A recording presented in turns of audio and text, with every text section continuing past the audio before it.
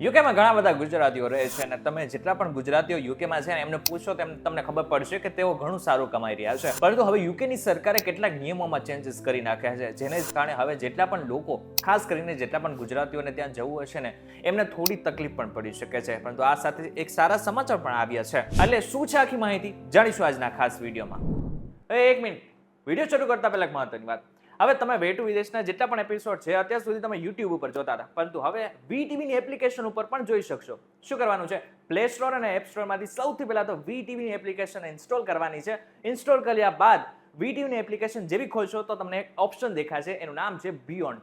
બિયોન્ડના ઓપ્શનમાં જઈને તમે way to વિદેશના અત્યાર સુધીના જેટલા પણ એપિસોડ છે એને ડાયરેક્ટ જોઈ શકશો. હવે આપણે વિડીયોને આગળ વધારીએ. WhatsApp guys, welcome to way to વિદેશ and my name is Karan Charotara.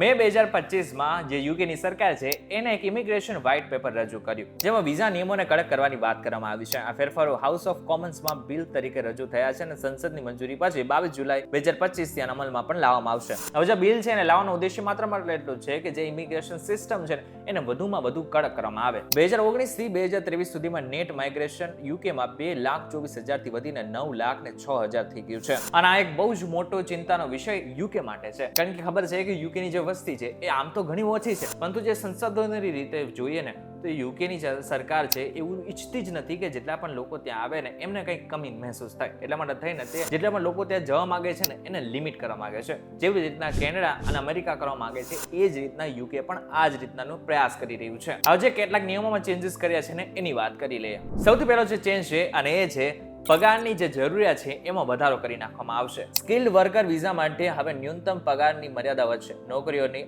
RQF 6 સ્તર એટલે કે ગ્રેજ્યુએટ લેવલની હોવી જરૂરી છે. અને ઓછા પગારવાળી જેટલી પણ નોકરીઓ છે એમાં વિઝા મળવા પણ આગળના સમયમાં અઘરા થઈ જવાના છે. બીજો અને સૌથી મહત્વનો નિયમ જે ચેન્જ થઈ ગયો છે અને ભારતીયોને જે નિયમ ગમશે નહીં અને એ છે સોશિયલ કેર વિઝા બંધ થઈ ગયા છે. હવે હેલ્થ કેરને લઈને ઘણા બધા ભારતીયો ત્યાં યુકેમાં જતા હોય છે, પરંતુ હવે આગળના સમયમાં જે વિઝા છે આ સોશિયલ કેર વિઝા છે એ બંધ થઈ ગયા છે. પરંતુ જેટલા પણ લોકો ત્યાં હેલ્થ કેર માટે ગયા છે, હેલ્થ કેર વિઝા માટે ગયા છે, તેમને થોડું એક્સટેન્શન આપવામાં આવ્યું છે. એમને 2028 સુધી રાહત આપવામાં આવી, પરંતુ તેઓને જે વિઝા છે એને બદલવા પડશે. એટલે કે વર્ક વિઝામાં ટ્રાન્સફર લેવું પડશે અથવા તો બીજા કોઈ વિઝામાં ટ્રાન્સફર લેવું પડશે. ત્રીજું અને મહત્વનું છે અને એ છે અંગ્રેજીની આવશ્યકતા હવે વધી ગઈ છે. વિઝા અરજદારો માટે અંગ્રેજી ભાષાનું સ્તર CEFR B1 થી વધારીને B2 કરવામાં આવશે.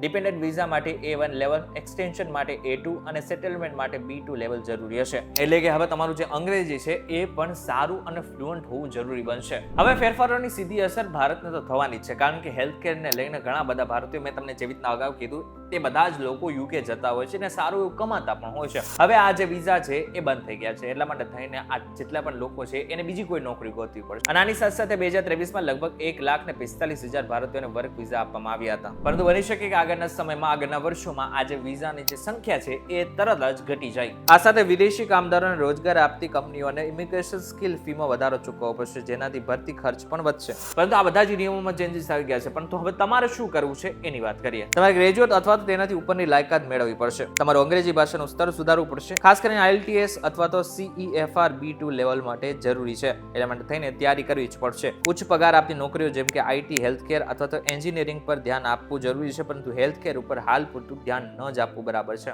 ઇન શોર્ટ જો જોવા જાય તો બધા જ એવા નિયમો છે કે જેના ઉપર સરકાર વિચારી રહી છે, યુકેની સરકાર વિચારી રહી છે, પરંતુ એની અસર સીધી ભારતીયોને થઈ શકે છે. ત્યારે આ બાબતને લઈને તમારું શું કહેવું છે અમને જ્યારે કોમેન્ટ કરીને ચોક્કસ કહેજો. વિડીયો થકી જો તમને કોઈ ઇન્ફોર્મેશન મળ્યું તો વિડીયો લાઈક અને શેર જરૂરથી કરજો. તથા આવા જ ઇન્ફોર્મેટિવ વિડીયોઝ માટે VTV ડિજિટલ સાથે જોડાયેલા રહેજો.